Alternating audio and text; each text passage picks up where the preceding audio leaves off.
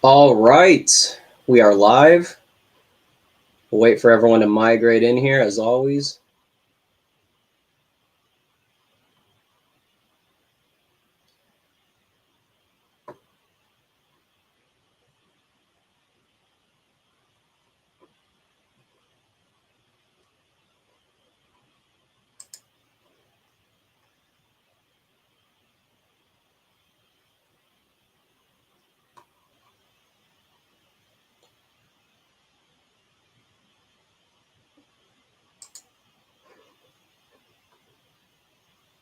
Somebody says, have Hendrix playing in the back, boosting for a good Sunday. Good to hear. Good to hear.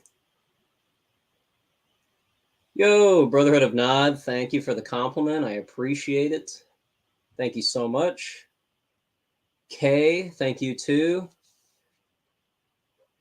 Thank you guys. So, for those that don't know, we will be reuniting with Thomas probably this week and probably before Friday. I know Friday's usually our day. So expect that. Just some housekeeping things.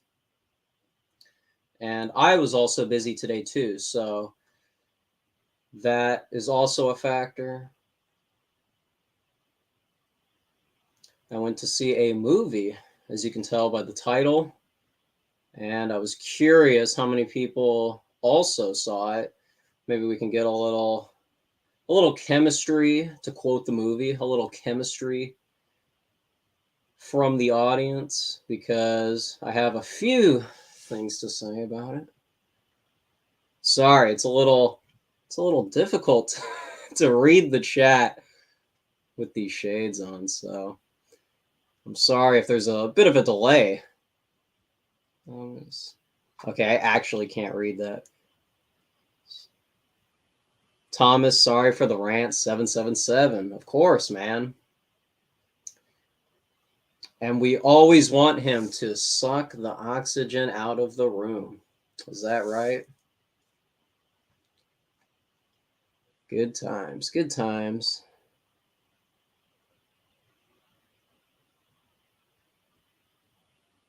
Thank you, David. Seems like a lot of people are liking it, so maybe that'll be a staple on the show.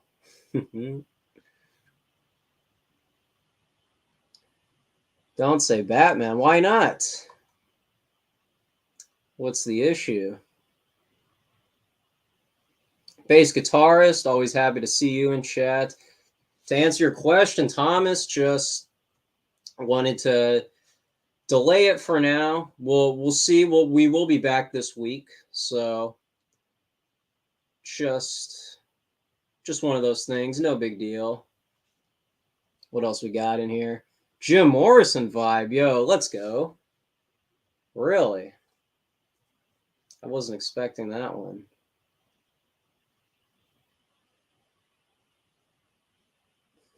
Glasses don't always work for different head shapes. Well, what about mine, David? Are you trying to suggest something? Is that a hint?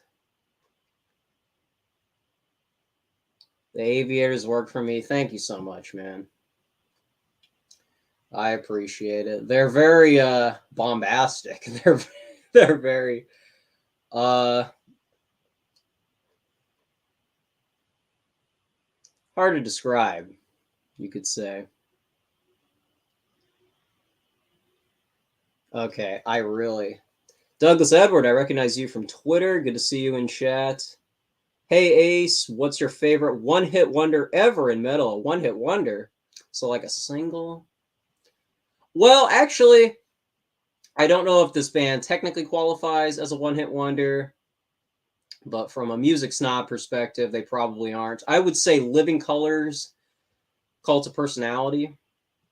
They're a pretty, by mainstream standards, definitely a one-hit wonder. But that band, I think the album was called Vivid. I remember a friend of mine said, how could people label these guys a one-hit wonder? Haven't they heard the rest of the album? And it's like, well, if we're going by mainstream metrics, probably not. So Yeah, that song was also in San Andreas, which we might get into some more today. That's where I first heard that song. Pretty cool band, Living Color. People should check them out. What are some others? I know the notorious one is Jump by Van Halen. Although that song doesn't represent the totality of that album. Another good example of that is Tattoo from their last studio album, Different Kind of Truth. Does not fit the tone for the majority of the songs on there. Jump is definitely the better song though. Cool solo too. Um I'm also pretty sympathetic to a lot of the 80s ballads. I don't see that as filler most of the time, even from some of the bands people make fun of. So,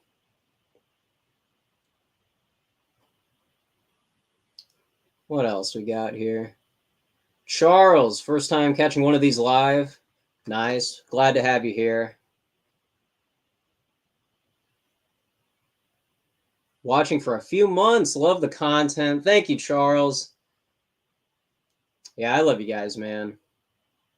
We just passed our 1,000 subscriber goal, so obviously could not have done that without you guys. Thank you so much. I thanked you guys about a dozen times at the end of last stream, but I'm still thankful. I really appreciate you guys tuning in.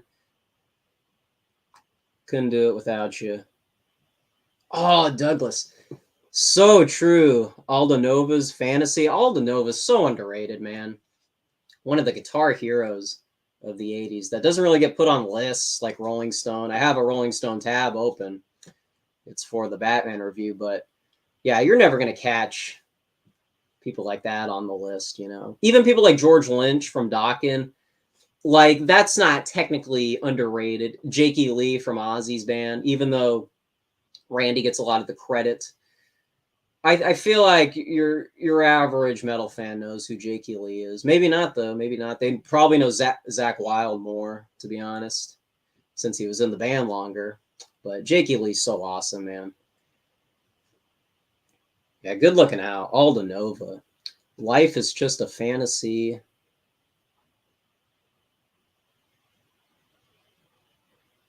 Heard it on the radio. See, I don't know. Maybe my local radio would play fantasy. It doesn't seem like. What kind of stuff gets played on your guys' classic rock radio stations? Because it does vary throughout the country. I don't know if you guys notice that. Like the LA stations, they've got a much better classic rock station because a lot of the Sunset Strip scene, of course, you know, that's where the bands were slugging it out. Gazaris and the Whiskey, of course. So, but even if you go to like the East Coast, there's variation, and you know, there's even some one-hit wonders that don't get played in my area. So when I go somewhere else and I hear a one-hit wonder that doesn't usually come on, it's like a breath of fresh air. Even though it's still overplayed and probably overrated, it's one of those things.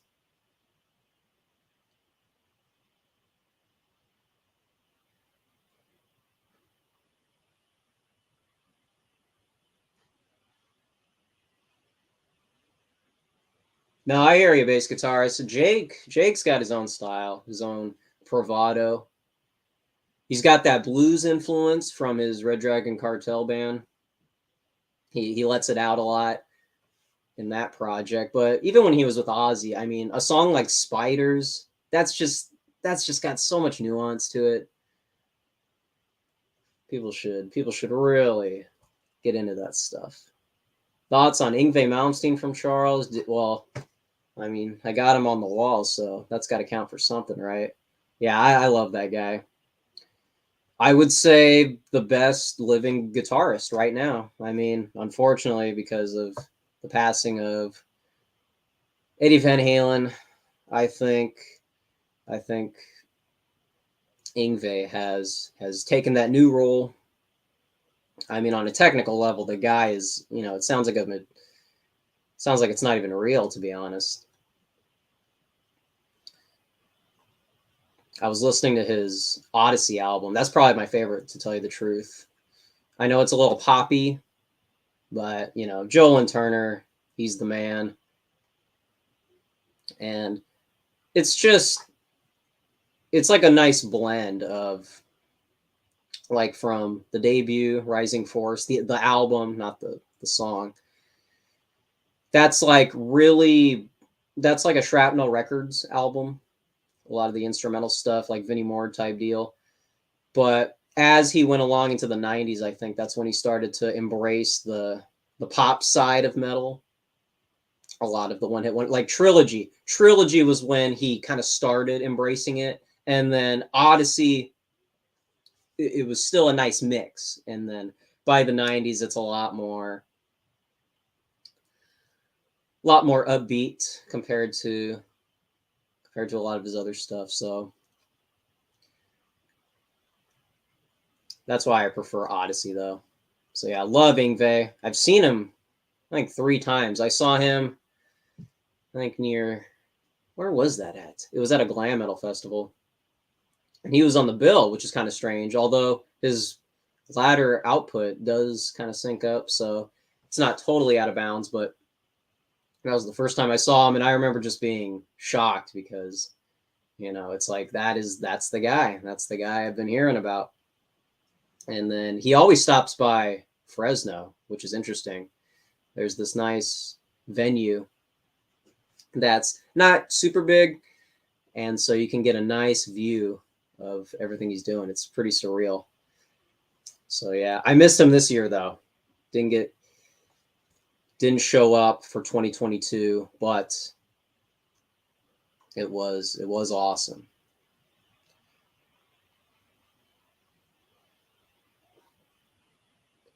Bass guitarist is somewhere in between DeMartini and Yngwie. Yeah, for sure. I can vouch for that.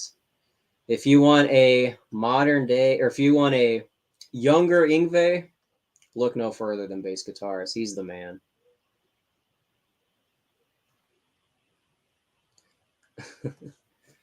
Oscar Toe. I love the video where a guy asks Yngwie if he wants a donut and he snaps on him. Yeah, I got to thank Razorfist for bringing that to my attention. So got to give credit where credit's due.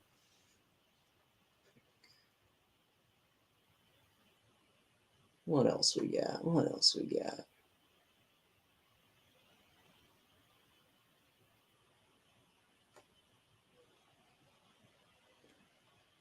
Alda Nova gets played more in Canada. Pretty cool. Pretty cool.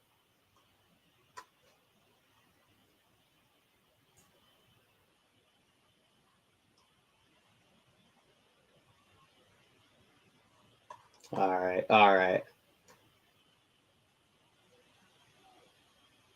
Donuts are sus? I don't know about that, man. I think you're kind of sus. Putting that in the chat. What's going on, big guy? Brother of Nod. No, that is not a cat behind me. I don't know what that broad was going on about. That was strange. I don't know if she was trying to get inside my head or what. All right. I've delayed long enough. So I just saw the new Batman movie. I know it's took me a while. Meant to do that earlier, but just got a little preoccupied. But I just saw it, so it's fresh in my mind. I gotta be honest, it's a bit of a mixed bag, I have to say. It was all over the place. I gotta be honest. Overall, I'm gonna say I do like it. I think it's a good movie. I like Robert Pattinson. I think he's a good Batman. I really like his Bruce Wayne. That was a nice aesthetic. And I just think it fits, you know, especially since a lot of the superhero movies, as you guys know, are modernized. If we're going to go down that route, might as well embrace some of the positive aspects of modernity, some of the positive aspects of post 90s, as we talk about on the show, the post 90s effect on specifically American pop culture. And there is some grunge in the soundtrack that was noticeable. And of course, you have, since Pattinson is playing a much younger Bruce Wayne, a more 21st century Bruce Wayne, he has to have his hair in his eyes, very angsty Bruce Wayne. And I got to support that. It is, I'm liking where this is going. And since this is going to be a franchise, it's looking like I like where this is going. So I like the cast too. I think it's a pretty cool cast and crew. I mean, even Catwoman, I was expecting some social programming, some social engineering. But even with Catwoman, that was actually one of the more interesting aspects of the film. I liked a lot of her storyline, specifically, to tell you the truth, for probably the first 30-ish minutes, I was kind of iffy on the movie. I was in this waiting phase. I was wondering, this is all nice and fine, but like, where's this going? Like, when is this going to feel like I'm in the groove of the movie, so to speak? Does that make sense? I don't know if you guys watch a lot of movies in the theaters. I used to, years ago, be more consistent on that front, but recently I've been getting back into it, and I don't know, sometimes I'm sitting there and I'm wondering what everyone else is wondering during some of these parts when watching movies. It's very like clunky, if that makes sense. Feels like a video game. It feels like, I don't know. I don't know if this is coming through very well. I just feel like I'm not bored. I'm just like waiting for an event to happen. You know what I mean? Like, there's a part in the beginning, the first time you see Bruce Wayne's face, he's in the Batcave, and it's cool because, again, that's the first time you see him. That's one of the first times you see him in the Batcave, and so it's a nice first impression. But then it's just him messing around with the Bat computer and all that stuff. Meeting out Alfred, who Alfred's also a good testament to how different this Batman universe is. Everyone's younger. It's not such a big generational age gap like in the Christopher Nolan movies. So, it's a younger cast. It's a much more relatable cast. I like that. But there was just a lot of moments, specifically in the middle, where I was just, and it was honestly during I don't think car chases are very appealing. I don't think fight scenes, especially like fight scenes that you see in like Marvel movies, I just don't think that's very appealing. So stuff like that, I'm bored during those segments, not really interested, and there was just stuff like that throughout the film. And I was wanting to ask you guys if you guys had seen it, since it's been out for a while. I don't know if you guys feel the same way. So I just wanted to put that out there. I liked the movie overall. I'll get into it a little bit more later after I catch up with the chat. I was just in this constant waiting phase. I don't know. It's like stagnant. It's like being in the tutorial for too long. That's what it felt like. So, but I want to watch the next one. I want to keep going, and that's why I say I don't not like it. I could have felt a lot worse walking out of the theater, but I just felt a lot of like melancholy. And everyone was raving about it too. That's the thing. Since the reception was so well, I guess that kind of hyped up my expectations. And I did avoid the spoilers, so I was thankful for that, especially something like this, which is mainstream and it's a superhero movie. I'm glad it didn't get ruined. So let me see. Yo, Danielle in chat. Glad to have you back.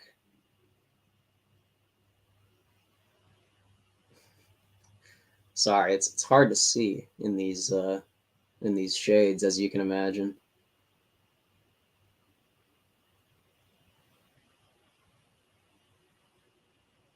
Oh wow, bass guitarist. I remember going to see the Batman movie at the theater in the '90s, the one with Poison Ivy and Arnie as Mr. Freeze. Were those the same movie? Yeah, that's a classic. That's a classic. A lot of people counter signal in that movie. I don't know, man. You got to let your guard down when you watch stuff like that. I'm going to talk about another movie later on. It's called what is it, Nick of Time, with Christopher Walken, who was in another Batman movie, the Val Kilmer one. I wanted to bring that up because people just don't understand, man. People don't understand that. Like, there's moments when movies wink at you, and it's like people don't take the hint. Some of the stuff is supposed to be fun, lighthearted. It's a comic book movie. So yeah, the Arnie character is Mr. Freeze. That's awesome. Okay, what could you have a problem with? Yo, Danielle in chat, let's go. So true, so true. Yes, Mosby Erickson. That's the other thing. It was a 3 hour movie, although it didn't really feel like it, to be honest, even though I'm complaining that it was dragging on. It was just isolated scenes that were dragging on, if that makes sense. I can't really point to specific segments that were too long. I was curious more about Catwoman. I wanted to see more into that. If you remember The Dark Knight Rises, Catwoman was like barely in that, and that was kind of appropriate. Although I thought Anne Hathaway was pretty good in that. She had a nice she really embraced the villain aspect of Catwoman. This one's a lot more gray, not totally one dimensional. So that was interesting, especially when she's working with Batman. There's one scene specifically where she has the choice between continuing to check out the DA sitting at their table because she's meeting all these DA officials, but then she wants to know about her friend, and so she has to choose between do I stay here at this table, which is what Batman wants me to do, or does she, through her selfish sensibilities, does she go and check out her friend? And you can probably guess which one she chose because, as you know, Catwoman as a character, she's always looking out for herself above everything else, and everything else is secondary to her. So that's pretty cool. And some of the feminist stuff you see in movies like Captain Marvel, it does kind of sync up with her character. There's one cringe line where it talks about privilege, and there's a lot of anti-rich sentiment, and we can even agree with some of that stuff. Honestly, we can just pretend they're talking about the elite rather than the rich, right? So there's stuff like that, although it does fit with her character, so it's not totally out of place. It's not like when video games, like we were talking about last stream, when video games try to make a political point, it's very ham-fisted. Whereas before Gamergate, it was a lot more subtle. Everything got much more of a fair hearing. Like we were talking about Fallout New Vegas. You can give Caesar's Legion and Mr. House a fair hearing. Whereas today, it would be some caricature. And that's the other thing too, is the villain. The villain was like an extremist guy online. And that just goes to show you how out of touch Hollywood is. They think that stuff is real, and the fact that that's in their minds as a villain, that's how you shouldn't give them what they want. They want the online right to be something dangerous, like that kind of a caricature, and it's just not true. It's not true to the stereotype. So that's pretty funny that they get a lot of this stuff wrong, and so it was kind of a nice backfire. Nobody really finds that archetype appealing. So people really shouldn't fall for that kind of stuff when Hollywood tries to rile people up and see people in that way. Whoa, Pepe. The Clooney Batman sucked, but there were some good one-liners regardless. I disagree. I think it was, well, I mean, it actually wasn't that great. But it's a nice, lighthearted, fun, like we were saying. It did have good liners though, all right? We got to give credit where it's due. Jonathan, nice to see you. What do we got? Yeah, it's subversive, exactly. That's the thing. The Riddler character is it's pretty ridiculous. All right, let me catch up with you guys. Okay, maybe you can help me out because Mosby Erickson, they really drug the end out. I like the depth they went into the inner city politics. It was fine overall. Wasn't amazing. Yeah, pretty much a similar take from me. It's like I don't know how you guys feel about this, but the gritty, grimy 70s New York aesthetic. Are we tired of that yet? Or I mean, I know it's relevant. American Decline is still happening. So it does fit the modern day. But do we want to keep seeing that? Like we saw that a lot in Joker. And then this one specifically with the corruption, the all the inner city politics, as you said. It just felt a little repetitive. Like I get it. So that was another thing. Usually it's like usually I look past that kind of thing. But I don't know. Are you guys tired of that yet, or is it like Ryan Gosling movies? We're just gonna keep using that bit because it is funny and we do relate to it. Curious what you guys think. Cringe based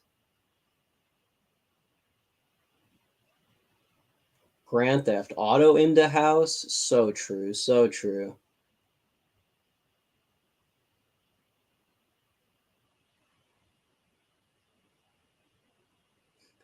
Subject to change says, I think watching too many Culture Warrior YouTube reviewers ended all of my excitement for any new content. Don't worry, big guy. Don't worry. There's plenty of content. You just got to get out of the Angry Joe diet. I think that's what's really dragging things on. That's what's going to make everything look one dimensional and stale. Just get out of that bubble, and I think you'll be safe. That would be my advice.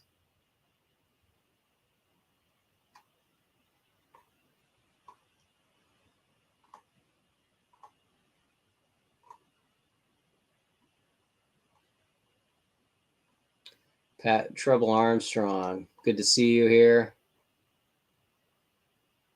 Pattinson was a great Bruce Wayne archetype in a Cronenberg film. That is an adaptation. Yeah. Pretty cool. Pretty cool. I didn't see it that way. I didn't catch that. Pattinson was good. It was the ulterior motives part. Excuse me. Tongue twisted. Colin Farrell, True Detective, season 2 legend. Yeah, dude, the Colin Farrell character, that was pretty cool. It was also a Robert De Niro ripoff. That was the thing. I mean, wasn't that like a perfect caricature of Robert De Niro? He's got it down pretty well, pretty well.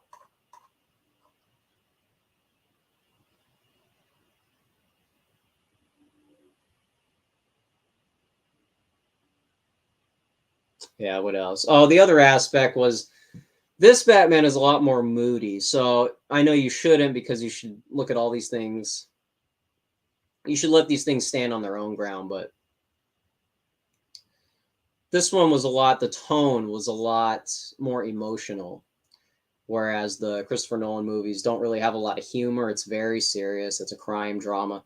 This one is a crime drama, but it's just more, you get more into the psyche of the Pattinson character. You get more, it does seem like well, I guess that applies to the Christopher Nolan ones too.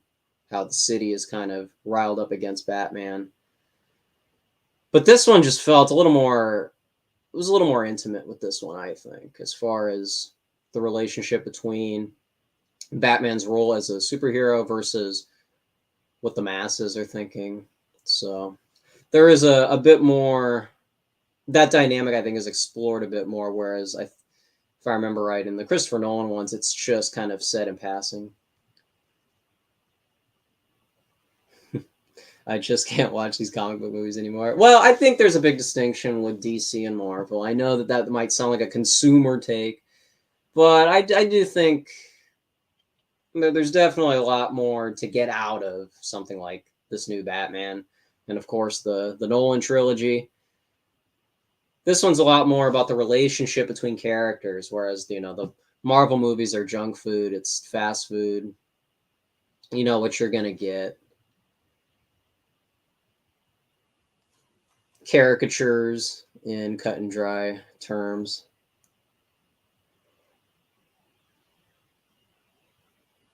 The Clooney one. Yeah, you're right. Bass guitarist. That's the one you're thinking of. Yeah. So true. So true. Yeah, I don't remember. I don't know what the last Marvel one I even saw. But anyways, I wanted to throw this at you guys since we're talking about the other ones, which are probably a lot more interesting. I mentioned Christopher Walken earlier, and man, I don't know how you want to talk about anon account material. Oh, am I not sharing my screen?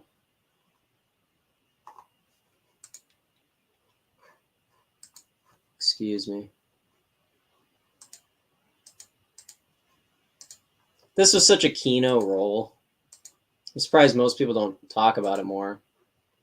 But I think this is the Val Kilmer Batman movie. But this was such a cool villain. I just saw Nick of Time after I got back from seeing Batman, and he has a very similar role. He's also the villain, but he's putting Johnny Depp in a very vulnerable spot, and he's just constantly like breathing down his neck, telling him, "You're running out of time." The movie's called Nick of Time, and you know, some people might, because I was wondering throughout the movie, is this a thriller? Or am I supposed to take this seriously, or is this movie winking at me and I'm missing it?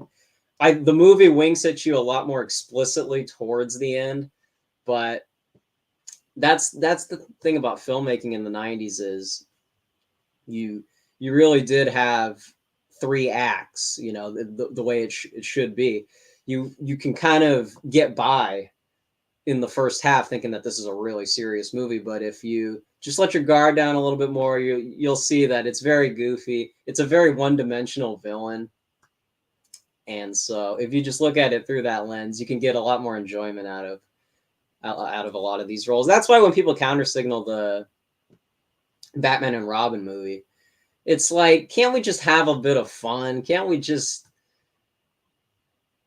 sort of bask in the glory of you know, who cares? Who cares? The screenwriters are just, you know, have their feet up on the table probably. And I don't know. I just feel like today everything is so serious. Like, I don't know. Like I was saying with the grimy 70s New York aesthetic, people really take that stuff a little too seriously, and they need to recognize that movies are supposed to be, there's supposed to be a little bit more positivity and some more escapism that maybe we're lacking in a lot of modern flicks. You know, Marvel kind of understands that concept, although it kind of overdoses on it. We need to have that nice middle ground, and I think stuff like this is along that same line. So I just wanted to bring that up. It's just such a Kino role. Anyways.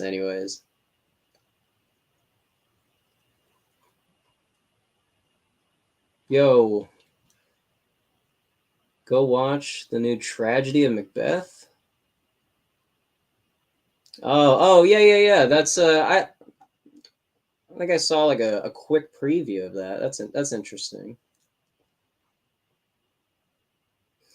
Walken can never play a serious character. Let me think about that here. Let's do a little bit of research here. Let me see. Nick of Time, man. That's like a Nicolas Cage role. So you guys got to, if you haven't, you got to check that out. It's nice. It's also like an hour and a half movie back when movies were short. Let me. I'm sure Christopher Walken's. It really is the Nicolas Cage dynamic where he just embraces the meme. Like, what was that commercial where he's dancing? Anyways.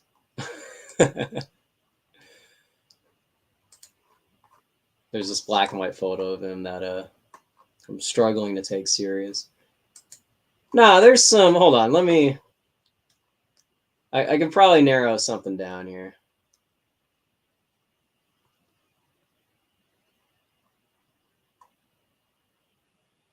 Well, maybe you're right. Maybe you're right. True Romance. How about True Romance? Oh, dude, that's another Kino role. That scene. You guys know what I'm talking about? Yeah, I gotta bring this stuff up with when Thomas comes back because he's a good source for this kind of thing. You guys have seen this scene? Hey, go easy in chat, okay? Don't be quoting this scene, okay? But okay, can you guys promise you're not gonna go too far, okay? We need this channel to stay here, okay? Just go look up this scene, okay? Because it's a classic. And when I pull it up, yeah, if you haven't seen this scene from True Romance, Quentin Tarantino, I think, wrote the story, but Tony Scott directed it. And you really got to check this out. It's between him and Dennis Hopper. And you may have seen clips of this. So it's a very dramatic scene, to say the least. So, yeah, no, you guys got to, you're going to have to do your own research on that, okay? So, yeah, what else we got here?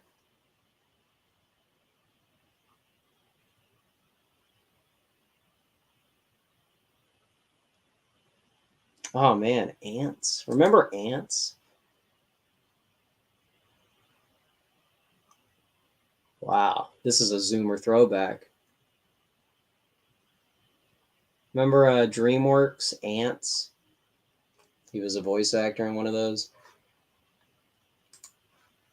Throwback moment. Anyways.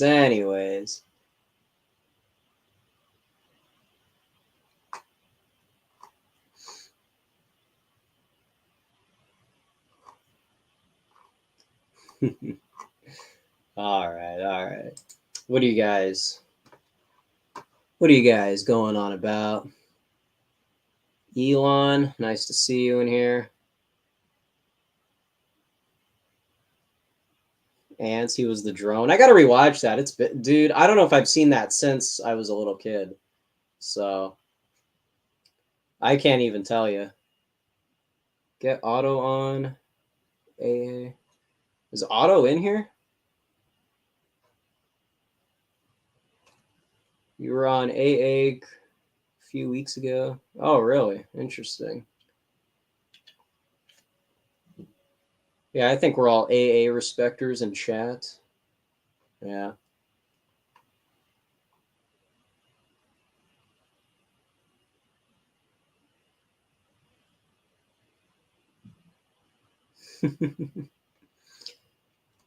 Jim Carrey was a great Riddler. Yeah, I saw one of the previews is that new Sonic the Hedgehog movie with Jim Carrey. So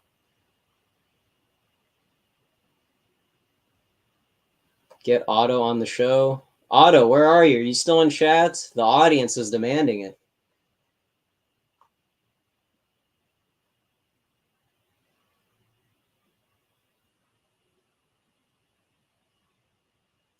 Gone in 60 Seconds is still a good movie. That's with Nicolas Cage, right? I didn't even know that was a remake.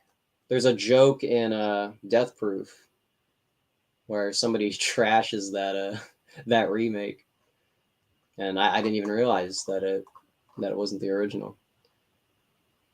Hey, what's up, man?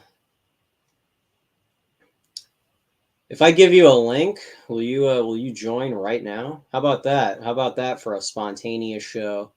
I don't have any more content for you. I kind of wanted to go over some GTA stuff. I don't know if you guys are interested in that. Ants was better than A Bug's Life. See, that's the thing. Those are the two movies that I saw a long time ago. And I know that there's some political stuff in A Bug's Life. Isn't that one that's got some like Marxist stuff? Yes, you will come on right now.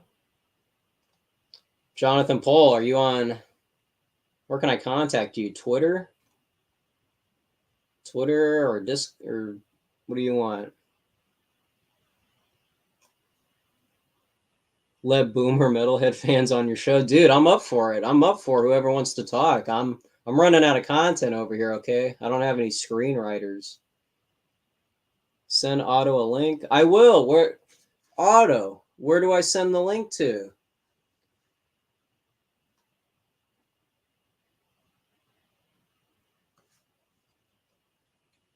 All right, all right. I hear you. I hear you.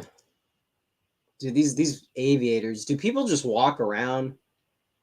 Like, this is kind of distracting, I gotta be honest. Maybe I'm not Chad enough. Dude, I can't.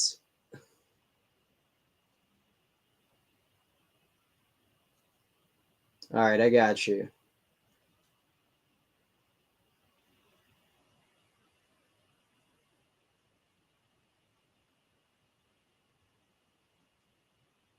Okay, accept my.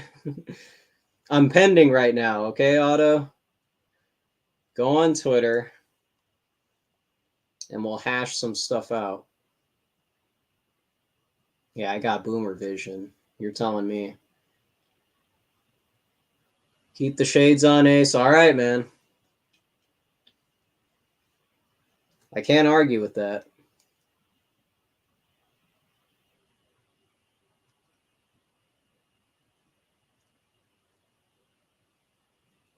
All right, Otto. We're having a content drought right now. I need you to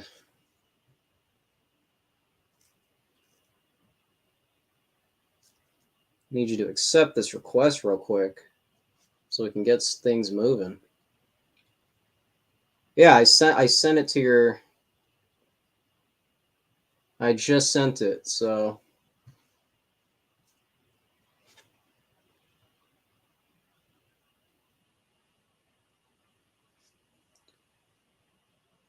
Yeah, man, let's do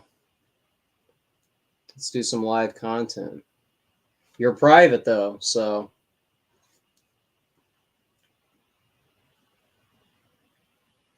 that's why I gotta wait for the DM. While we're getting that straight away.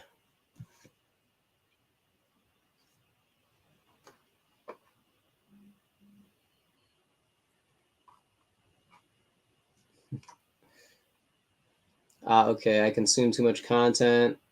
Thought you may have been. Appreciate your commentary. Thank you, 2 cents. Thank you for giving me your 2 cents. Always a pleasure. If they nail the next installments, this Batman could be the definitive version. This final word on the character, in my opinion, could be. Yeah, I like where it's going. I like the tone. I like this type of Batman, and I like the other cast members too. Even though I was expecting it to be cringe, it was actually a nice surprise.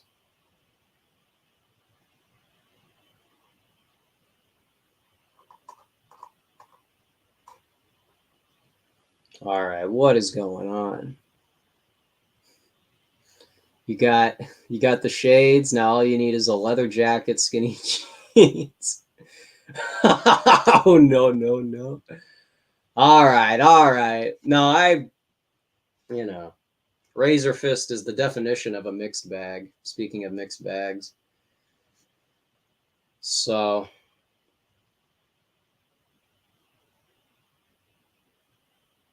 all right, all right. No, I need a co-host. I'm lacking a co-host tonight, all right, guys?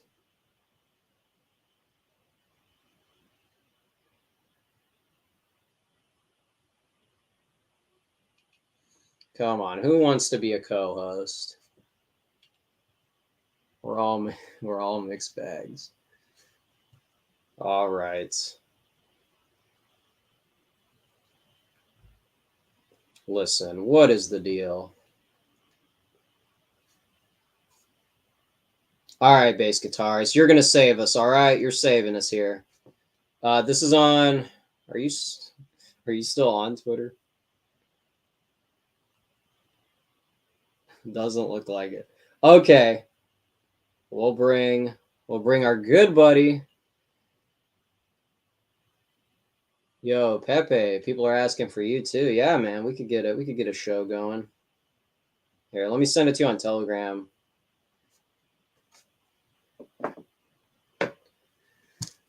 Bit of an interactive show.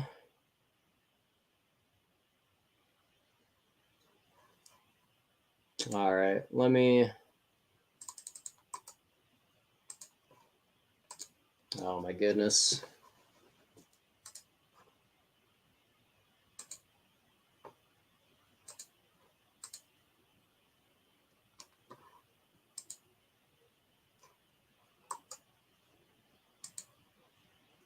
All right, we're getting everything situated.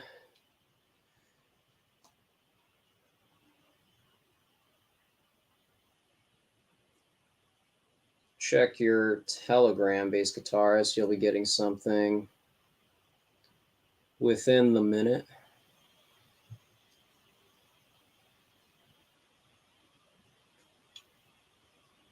Bass guitarist. How about that? How about that?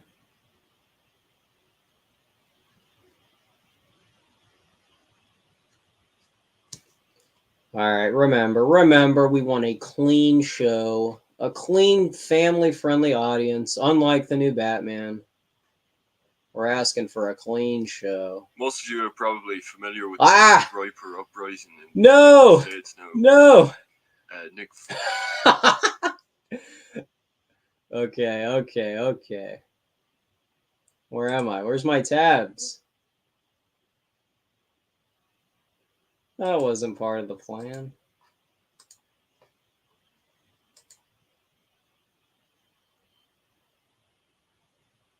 Get your phone hooked up. No problem, man. No pressure. This is about as casual as the show could get.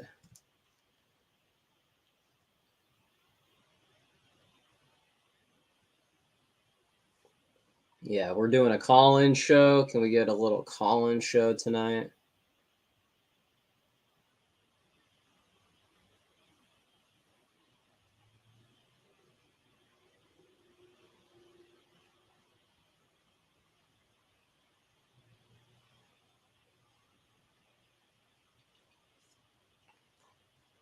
Yeah, no problem, Ethos. No problem.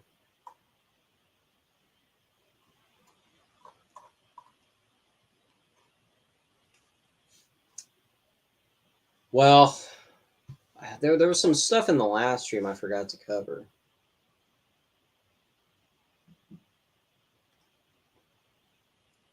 Sort of drawing a blank here because we're waiting for our co-host. Get my mic set up. All right. While bass guitarist takes care of the technical side, I wanted to find... I was curious if you guys have ever played the Arkham trilogy. What is it? Arkham Asylum, Arkham City, and Arkham Knight.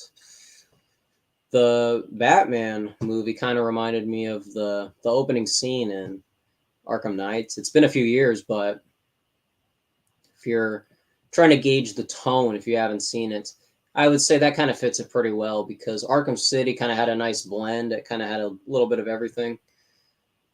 But this movie is kind of the Arkham Knight of... If you want to talk about tone. Yeah, John Otto, I sent the I sent you a link. I don't know what the... It's on Twitter. I sent it to you on Twitter. And it's a private account.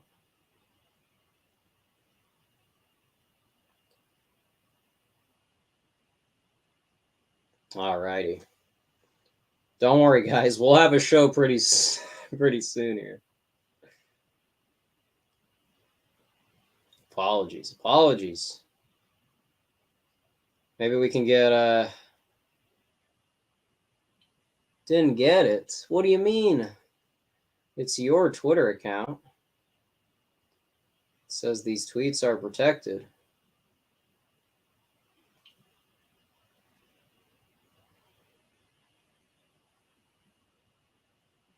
I don't know what the problem could be.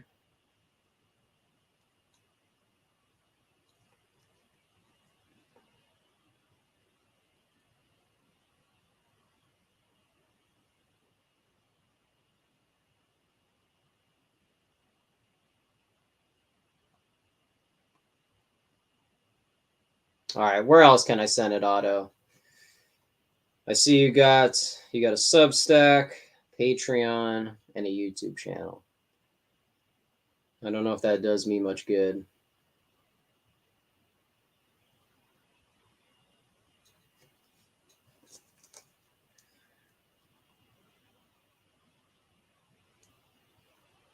We tried to get 2 guests, and look what's happening. It's delaying things. Or send it. Yeah, there you go. There you go.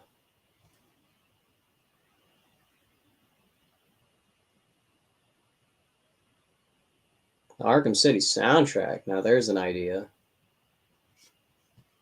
Yeah, I want to watch. I don't know. Do you guys ever watch cutscenes? Do you ever watch like the cutscenes in video games like they're movies? I know I mentioned that last episode. Arkham City is a nice game to do that for. Maybe some others.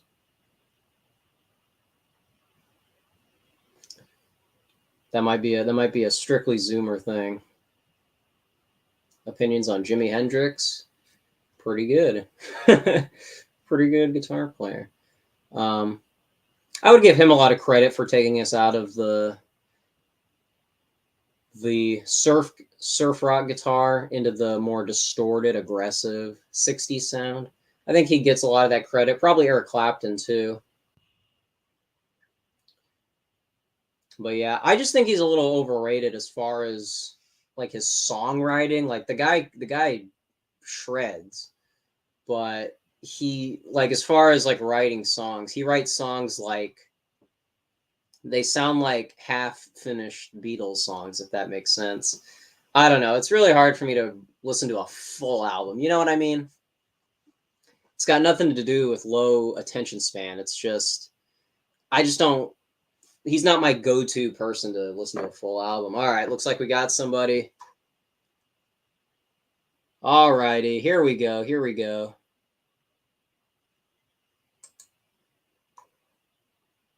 Hello, bass guitarist. Can you hear us? Let me fix. How about that? All right, looks like we also got. Are the DMs changed? Okay, here, I got your private. Here we go. All right, Otto, I got you. I got you.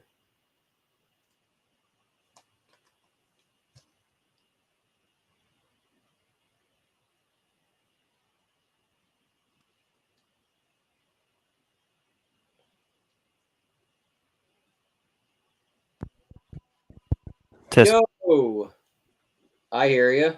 Okay. Awesome. Am I too loud, too quiet? I think you sound pretty good. All right. It's a new microphone, so. All right, Otto, I just sent you the link. So check your DMs. All righty. And we are enjoying this.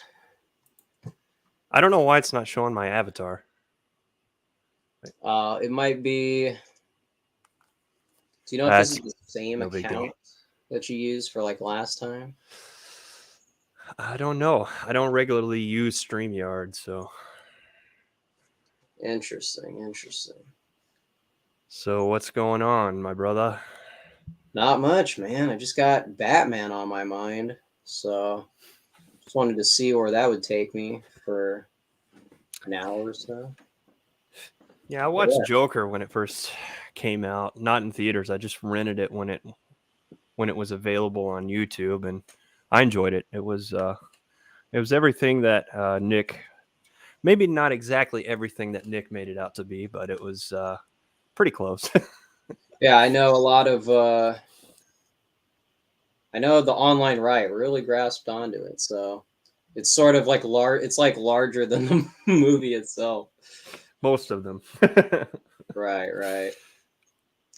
Otto, what's going on, man? All right. Awesome. There was some other stuff in chats that I probably missed. Oh, okay, here we go. Alrighty. Hello. Hello. What's going on, man? Well, not much. I have to go back to work tomorrow. Not looking forward really? to it. Back in the wage cage. I guess it would be more comfortable with a cage. Yeah, no, that's probably true. Yeah, I just wanted to see, Sunday nights. I don't know what everyone's up to at these hours, so just wanted to gauge where you guys were at, to tell you the truth. Wanted to change it up a bit for this episode. All right. I think I'm here. Awesome. Yeah, thank you, man. Thank you. Yeah, you've got like 3 outlets, but I was having some trouble reaching you. I don't know what went on there. I think it was because the DMs were only being accepted by people who already were following me previously. But I did get the last one. So Nice. Now we got an all-star panel here. We got all the coolest people. So I'm very lucky to be in your guys' presence. I just wanted to throw it to you guys, honestly. I'm sorry I don't have my crime partner, Thomas, to back me up, but I was just trying to, go off on any tangent you guys have right now. So anything, man, anything. All right. Well, my book, I think it's my 4th book is published. Yeah, it's coming out the 22nd of March. So all right. You can order it now from Columbia University Press is the U.S. distributor, or I think it also can be ordered on Amazon. But I know a lot of people don't like Amazon, so it's the same price from the U.S. distributor. Gotcha. Well, the audience, David specifically, is asking for your guys' background. So if you guys want to just do a little introduction, a sentence or two, who you guys are. Go ahead. Yeah, I'm an old guy. I'm older than Thomas even. I'm past the 50. I'm past the big 50. I have a PhD in Asian and African history from School of Oriental and African Studies, University of London. Taught in Central Asia, West Africa, Middle East at university level. And for some reason now last year I've been teaching middle school, and I'm not going to ever do it again. So I have 9 more weeks to survive and find another job. Oh, really? Yeah, it's just unbelievably how bad the youth have become since I left the country. It's literally Lord of the Flies every single day. So I just had 9 days off, which was very nice. Gave a talk on for the local history society. But yeah. I'm well, sort of. Yeah, my great grandfather was a German from Ukraine, but I am old school fan of the British metal from the '80s. Priest, awesome. a Maiden, Ozzy after he goes solo. Well, that's glad to hear, man. Awesome background. So what about you, bass guitarist? You're a bit of a regular on here. Yeah, bass guitarist. I'm not gonna say how old or how young I am. I'm young. I'll just go with that. That's right. Based and shred-pilled, shred guy. Got a channel on YouTube. I used to be a big D Live streamer back in the day, back in the glory days of D Live when it was like, pre-Patriots Day, before every account got purged, and yeah, I like the British metal. I love, all the bands he mentioned, but my home is sort of that just like, degenerate schlock rock corporate 80s hair metal stuff. That's really what I like to play, and You mean I don't like know. Poison and Warrant and That's right. Affirmative. Oh, okay.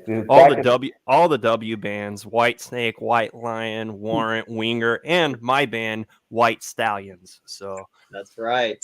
What was the other one? I can't remember. There was some pretty bad. There was some pretty bad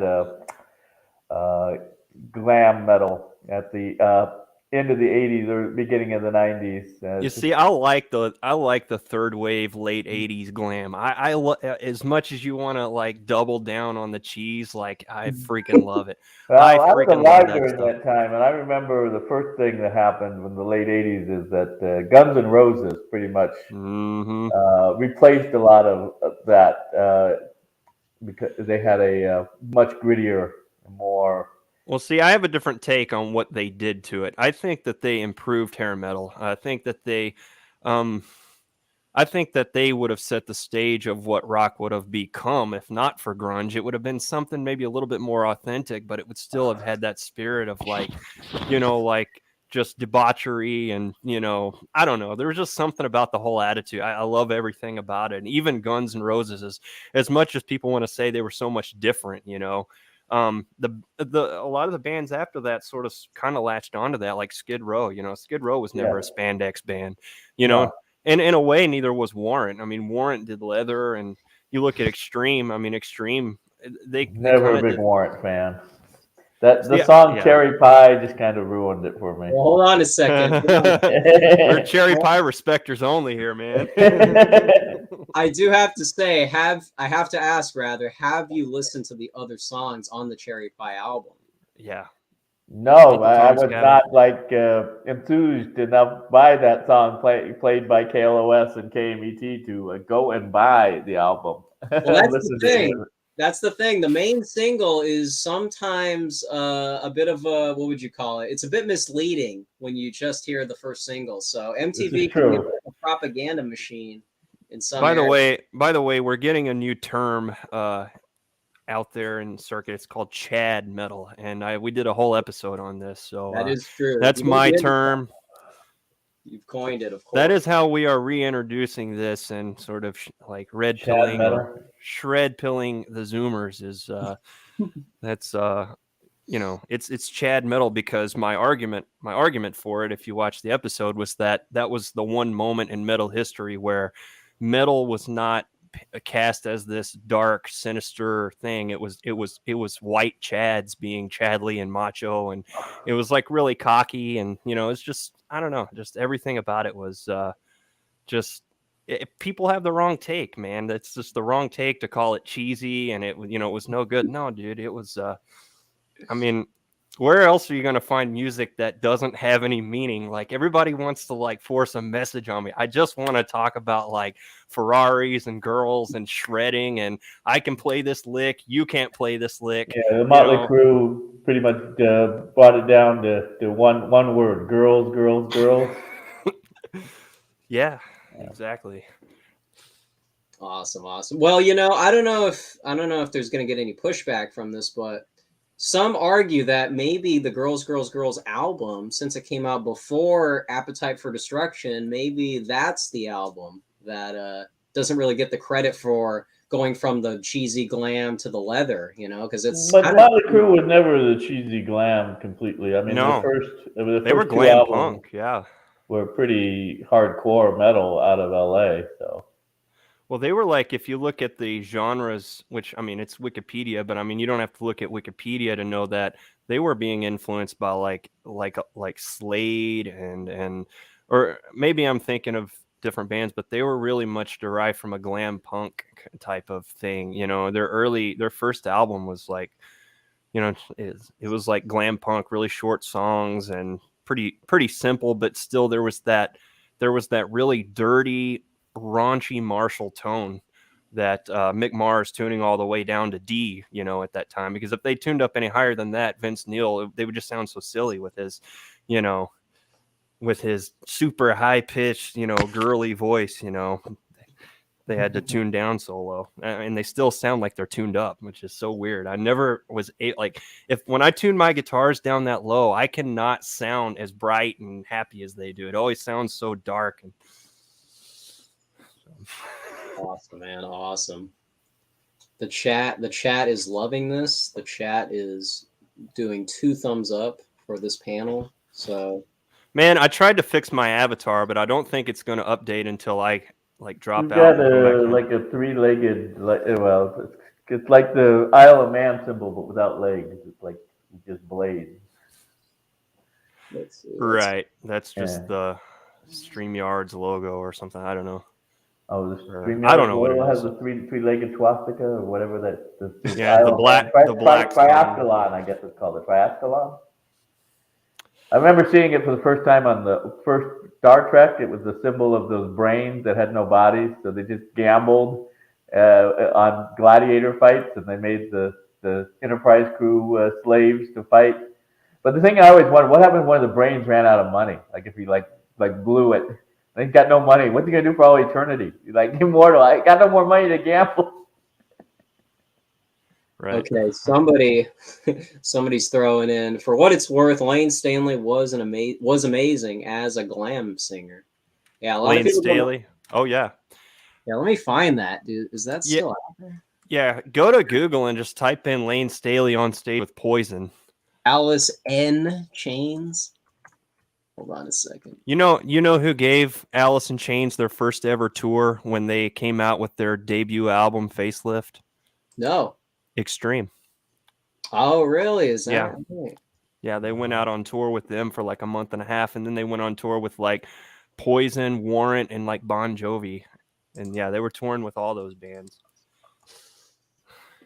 Yeah, Ben Jovi was also one of those popular bands that was more on the glam side.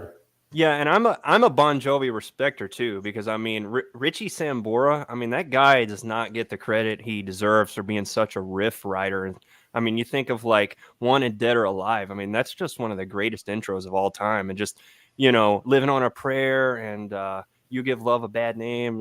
All these songs that just have such great riffs and that make the song. So yeah, they kind of got cast as the music was appealing to young women rather than exactly. This was not a band that manly men listened to. This was a band that like big-titted bimbos listened to.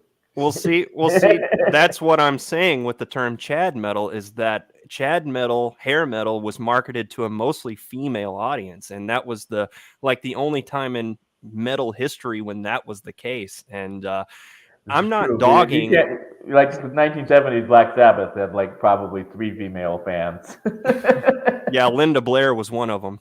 But but I mean, I was about to say something. Yeah, I'm not putting down like today's I don't really know what the main genre. I guess gent metal or whatever would be what the Zoomers are into. But to me, it's just it's gone too far down the autistic path where it's like all technicality. Like how many complex polyrhythms can you put into one? It was already there though in the 80s. People like Malmsteen out of Sweden. It's like how can I make the guitar playing far more complex than anybody can understand? So there's all these. Yeah, that's what I liked about the hair bands is they proved you could marry the technical virtuosity with hooks and you could still attract the ladies. And I think that, Van Halen set that standard. Everybody wanted to have the chops, but they also wanted to look good and be cool and, have the swagger and everything. And I think that's what sort of needs to be re-injected into metal because I want to see metal the guys. 80s are dead, unfortunately. I disagree. I lived through the original 80s. I don't think they're coming back. They're not coming back, but I think we can. I think we can reinstill some Chad metal, and that's my mission in life. So I haven't heard anything that I would in decades that I would compare to the stuff that was coming out in the 80s, or even some of the stuff in the 70s. I mean, Priest started, I think, in '69. Sabbath was certainly around that time. I think they were also 69. They certainly were around by 70. I have to believe, my friend. Somebody in the chat. Oh, hold on a second.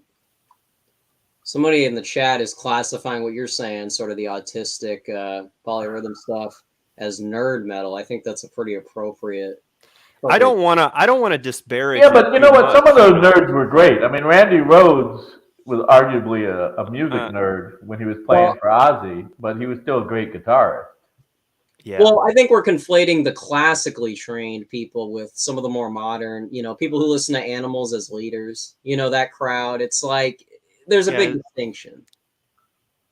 Yeah, I mean, it's impressive musically. It's just unlistenable. It's just like, in the tone, it's like, the guitar tone is like it's supposed to sound as sterile as possible. All right. Well, then we're not talking about people like Rhodes. No. We're talking about today's like the genre they call like gent or like it's kind of a concoction of a lot of different modern metal styles. I think you could put like metalcore in there, and you add like Meshuggah,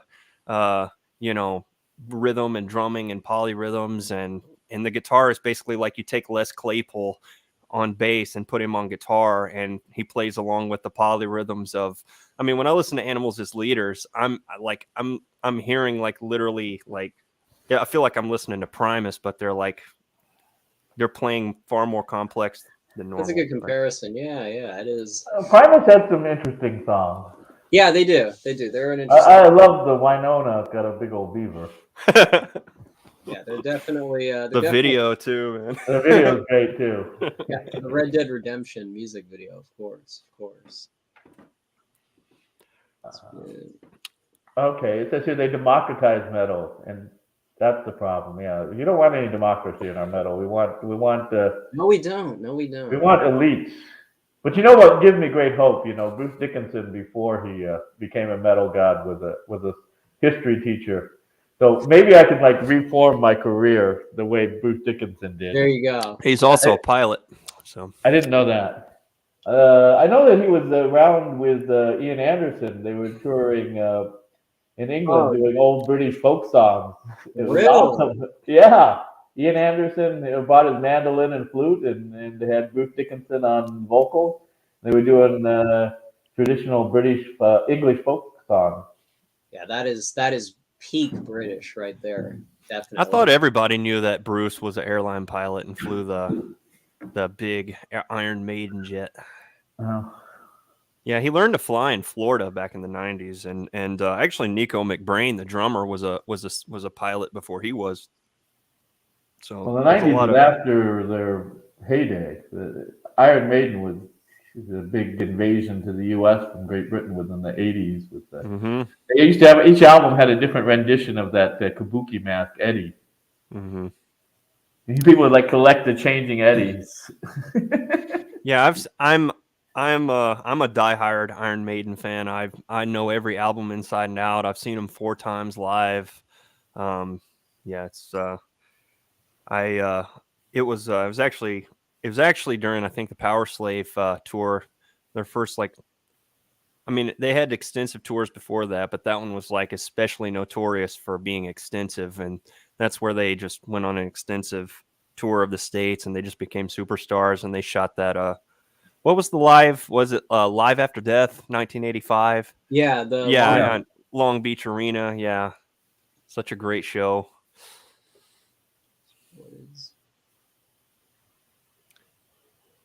I also am a fan of the 1983 Dortmund Metal Night or whatever of that festival, where you had if you look it up, they had those switching stages where it was like 4 stages, I think, all around the crowd. And when one band was done, they just flipped 90 degrees to the next stage. And they had Priest and Maiden and Def Leppard and Dio maybe and Scorpions and all these heavy hitter new wave of British heavy metal and German bands. And it's all of their performances were just great.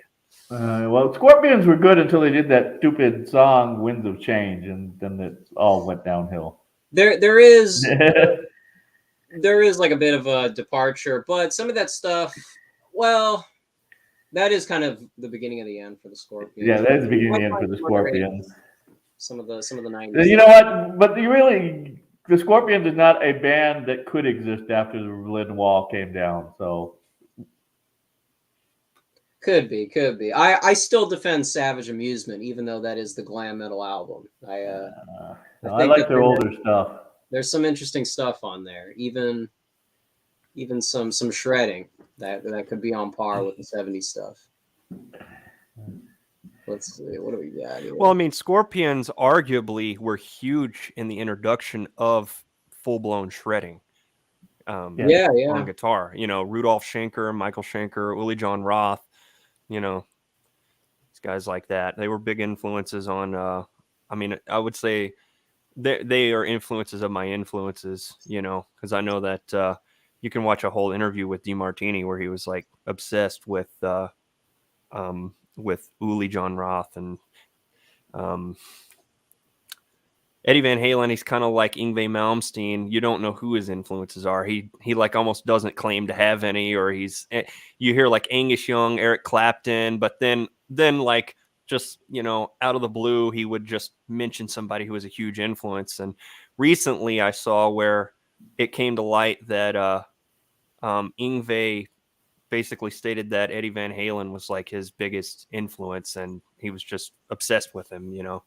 So, well, I think Yngwie wears his influence on his sleeve. I think it's pretty obvious he's clinging to Richie Blackmore, yeah, and he dogs him all the time. Oh, I don't know anything to Richie Blackmore at all. I don't know anything. I don't know anything to him. I like Richie Blackmore. I think Rainbow and Dio and the band they even had before Rainbow was something called Earth. I can't remember, but they were all good. Richie kind of has a weird arc with his more modern stuff, his folk evolution. So it's kind of, I don't know where that came from. I don't know the new stuff, but Rainbow was definitely, particularly when Dio was singing and when Graham Bond was singing. Those two.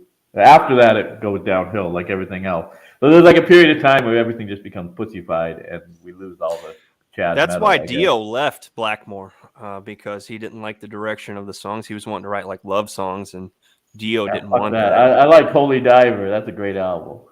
Right. You know, Craig Goldie, who played with Dio, he's another one of those you were talking about, like underrated, unsung. Doesn't make any list, but man, the guy freaking ripped on guitar. And you can go watch the outtakes of that 1986 live Dio show, which the sound with the sound was just amazing. It was totally pro shot and just solo after solo after solo, just like insane. So like, you know, you got your Blackmores, you got your Randy Rhodeses, but then, you know, you've got sort of you got them middling guys in between, like second wave hair metal, who really sort of like took the early influence and set it in stone hard and introduced, like took the two-handed tapping technique and all of that crazy stuff and just took it to the next level. But they don't really get the credit of like the Rhodes, like Jakey Lee and Craig Goldie was one of those. So if you haven't heard of him, you should definitely, there's a lot of good content of him. And I think he's still pretty active. I think he puts out stuff still. So yeah, I think he was touring on the Hologram tour. So one of my friends was giving him some flack for you know, the controversy with that tour. So I don't know anything about that, but some people say it's disrespectful to like have a hologram of someone who passed away because they say it's, you know, you're like exploiting the musician. So I got you. Yeah, it's kind of it's an interesting dynamic, and some people boycott it and say this isn't real music. Yeah, Eddie Trunk was like so like. Oh. Of course. It's so funny to hear that guy rant because it's just like everything is so outside of the scope of what he understands. What, you know, and for what it's worth, that show was big for me back in high school, watching that metal show, and it was sort of like Guitar Hero. It really reintroduced a lot of that great stuff to a new generation, and I don't think the show ever made it to like giant status, but it was big enough, you know.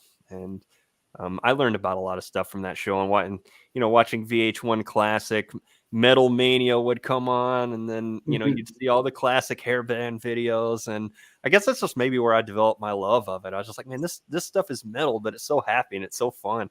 How could you not like it? Yeah, exactly. More lighthearted for sure. Oh, there was someone. No, not into that lighthearted stuff. I like the metal that got a message. So I like things like War Pigs and Rainbow in the Dark and types of. Well, Rainbow in the Dark's pretty up tempo, wouldn't you say? I mean, Well, for a metal song, but I mean the whole point is like lots of dark. The rainbow is a rarity. I remember hearing that keyboard, like probably one of the first times I heard the song, and I was like, "That's a bit much." Doesn't really sound. Every metal band had a keyboard player. That was one of the secrets. Oh yeah. Yngwie. Yeah, Ozzy was doing that. Got The Mr. Glam Crowley, Ozzy. and later on. Let me see. Oh wow, hold on. There's all kinds of.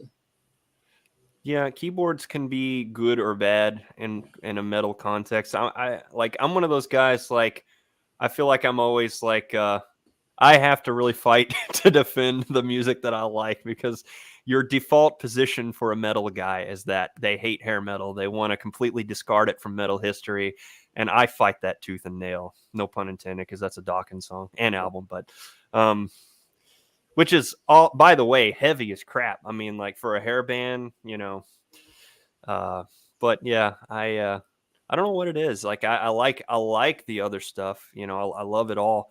I think there's a point where metal can get maybe just a little bit too dark for me. But well, yeah, the Scandinavians, with their black metal and their Right. death metal and their super what was it?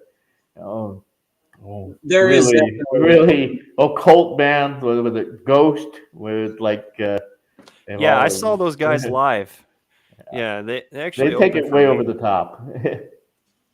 It's just very very boring and kind of played out. Like there we go. That's what it's one of those things. Like I think even someone from Slayer said, like, if you're still trying to like make people upset, the way you do it is not to try and like mimic evil symbols. That's played out. Like it's not the 80s anymore. So yeah, Marilyn Manson kind of there you go. ended that, I would say. It's just people got to move on to something more relevant to the Yeah, modern. I know when I was a little kid in the mid 90s, I mean, that was like I, even before I even knew what Marilyn Manson looked like or had heard any of his music, I knew his name because I had heard all of the parents speak of him, and he was just a force. He was a name, and he was just like, he was a boogeyman. I remember that as a kid. I was terrified without even knowing anything about him. So And it's ironic because like his music is really dependent on the people he surrounds himself with. It's kind of like an Ozzy thing where it's like, I mean, Ozzy's obviously a lot more talented, but like, there's really nothing Manson can kind of hold on his own there, John, do you have any special like takes or insights surrounding, and this may be kind of a heavy and deep topic that you may not want to get into, but surrounding the whole like Columbine thing and Marilyn Manson and how that, because I know I was actually forced to, when I was on the debate team in high school, we debated gun control, and we debated like motivations behind, shootings and stuff. And we looked into, I remember, Columbine was like this was even before the Virginia Tech. I was in high school. That happened while I was in high school. And I just remember watching the documentaries, where they were blaming Marilyn Manson's music, and, sort of the same thing as with Judas the person Priest. to talk to about Columbine is the original alt-right novelist, Andy Nowicki. He's wrote a novel called Pilgrimage to Columbine. Well, my take is just obviously often the music is really a scapegoat for a lot of the younger people's problems, and it's ironic because I don't think they were even interested in Manson or his music. So it was just one of those kind of boomer moments, a little out of touch. Charles Manson claimed the Beatles' Helter Skelter is what influenced him to kill Sharon Tate. So yeah, and it's funny because I don't think people would look at that and say, "Oh, that's such a silly motivation." But then, and then there was that whole trial though against Judas Priest that claimed that there's another backward masking had prompted some high school students to commit suicide. Now the priest won the case, but it was ridiculous that it was bought in the first place. Yeah, it's one of those things. I know I do defend Tipper Gore in a lot of aspects, but when it comes to like younger people, I don't think when they condemn a lot of these bands, that's not really the source of a lot of these problems. So I would have to counter signal a little bit, but I appreciate the concern. You know, now we don't have any, we don't really have that type of helicopter parenting even just 20 years ago. So I think the dynamic's a lot more different is what I'm saying.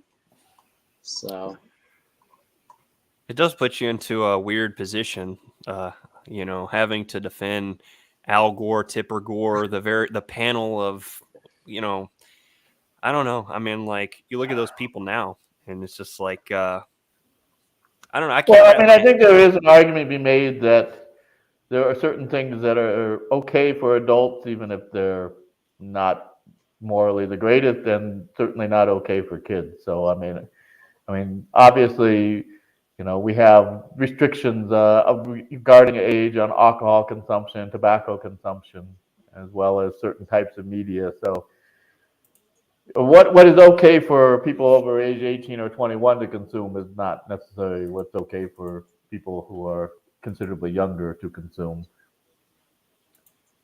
it is worth pointing out that the further we get away from the Sunset Strip sound, that is when society starts to decline. So we do have to take that into account before we counter signal glam metal. I mean, society has literally fallen apart each decade since. So well, this is true, but is it a correlation or a causation? No, I don't really care. I just like it as music. It just is what it is. I am happy when that music is playing. I turn on Round and Round by Rat, and I'm just singing Round and Round, and that's as far as it goes for me. When Warren dives through the ceiling onto the table, who cannot back that up? What is the problem? The critics are just silenced. Every time. He points up to Robin Crosby. Okay, harmonize with me. That's right. Play the harmony part now. By the way, there's a whole esoteric thing behind the lady, and I can't even remember her name, but she's like one of those centerfold ladies that was on the cover of Out of the Cellar, and she was also in. Tanya. Yeah, and like she was 40-year-old Playboy Bunny. Not at the time. Not no, at the time. I mean, no, 40 years ago. Yeah, but she was so Robin Crosby. It'd be like 60-year-old Playboy Bunny. She's dead. She died fairly recently, I think. But she was Robin Crosby, the other guitar player in Rat. She was his girl, but she had an affair with O.J. Simpson. Was that during the Robin Crosby relationship? No, I don't think it was during. But if you watch interview, there I think it's even on the Rat Behind the Music, where he's saying that they were like he was calling him and threatening him and said, don't go back to that rock and roll guy again. And Robin Crosby was a giant. He was a big, tall guy. He was like 6'5", and he was like I don't know, but I don't know, that chick. In my opinion. It's like it's such a great album cover, but man, the femoid, man, it's just I know. It's just yeah, it's like you don't deserve to be where you're at, man. Yeah, there you go. Hair metal signaled the end of history per Fukuyama. That is true. I saw Fukuyama speak in Iraqi Kurdistan in 2000. Was it 2018, 2019? And he was still going on about. We just have democracy. The Arabs and the Kurds and the Persians and the Turks all join hands and sing Kumbaya. We just need to have democratic institutions. And I'm like thinking, the man is unteachable. Exactly. He's right about transhumanism, though. There you go. That's how I first learned of Fukuyama. Oh, really? That's yeah. I don't know.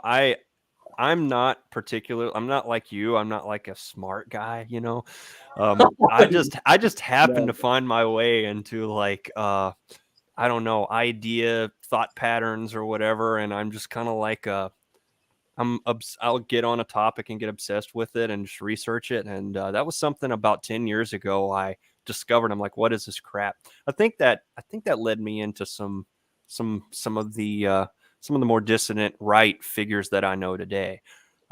Like Red Ice, maybe, I think, because back then they were doing more like conspiracy theory type stuff. They were not doing what they do today. And I mean, the Wiki still does lots of conspiracy type stuff. Mm-hmm. I haven't. Well, like for me back in high school, I mean, I think I was the bass guitarist of my high school, because I would go home and instead of doing anything degenerate, I would watch the Van Halen like YouTube search results, and I would try to track all these tours and just trying to make sense of the whole thing. Like when they were with Hagar and they did the Monsters of Rock tour, you know, I wanted to, you know the. Are there any Sammy Hagar fans in the world? I do support Sammy Hagar. I know that's not a very popular take. I know Thomas would probably quit the show if I brought that up. So it's a bit of an unpopular one. Montrose, we can all agree, Montrose is like classic 70s rock. Great in Chickenfoot. I mean, I think that's like, I didn't like Chickenfoot when I first heard them, and like literally my second listen through their first album, I was like, this is great. Joe Satriani has some great moments on that album, and so they all do. They all sound great. The songs are really good. I didn't really listen to the second Joe album. Satriani is another guy like Malmsteen that tends to get too complex for his own good. I mean, he's technically very good, but what's the point? Right. Yeah, it's a strange one.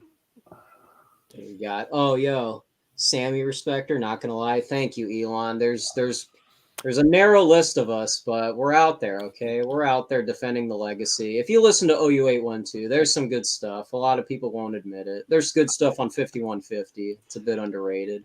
I've always drawn a parallel between Sammy Hagar's voice and Chris Cornell's voice.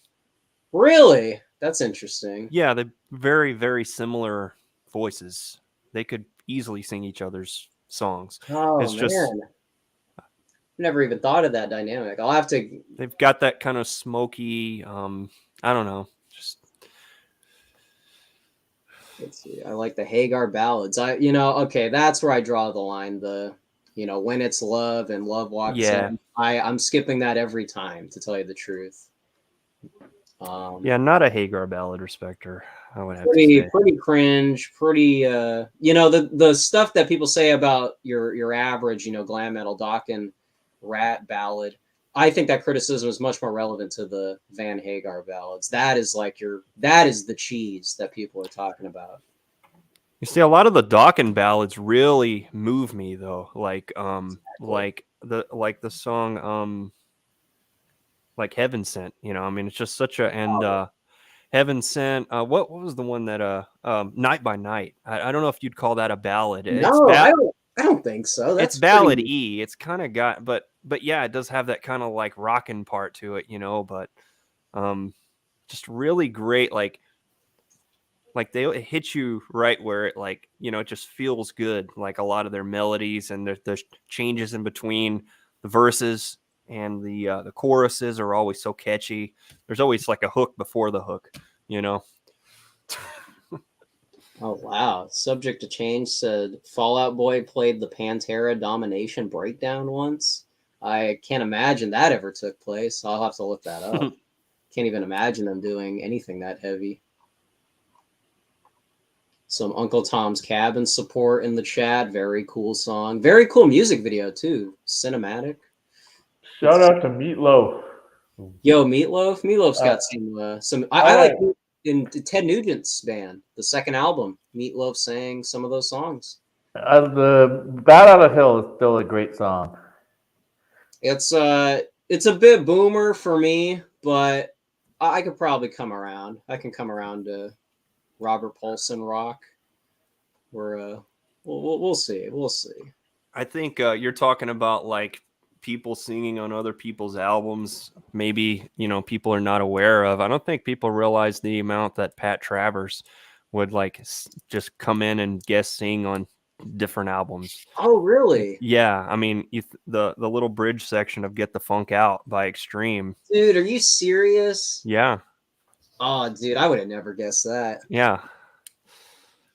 And Dweezil Zappa actually plays the intro and outro solo on He-Man Woman Hater.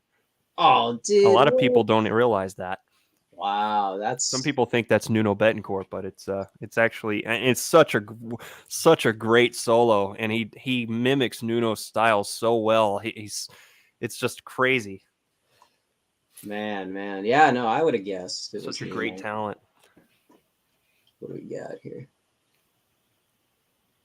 Let me see. Yo, every rose has its thorn. I sang at the talent show in 8th grade. Wow, that's not something I could have pulled off in 8th grade. I can tell you that. That's pretty. What do we got? Jim Steinman. Who's that? I don't even recognize that name. Can you guys help me out? I have no idea. He says in 20 years I will like his lyrical styling. Interesting. I couldn't tell you anything about popular culture like past. When did I leave the U.S. to go to Great Britain? 2001. So like the last 20 years of American pop culture is a black hole to me, but probably a good thing though, because I'm You not picked sure a good time to get out. You missed a lot of the Zoomer anthems though. That's the only problem. No. I was in London and Bishkek and Accra and Sulemania, but yeah, not anywhere in the U.S. Gotcha. Oh, that's Meatloaf. He wrote a lot of songs for Meatloaf. That's who Steinman is. Okay, gotcha. Yeah, we'll see. We'll see in 20 years.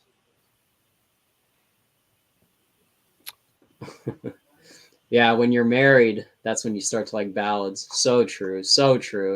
Not true. I still don't like ballads, and I'm my second wife.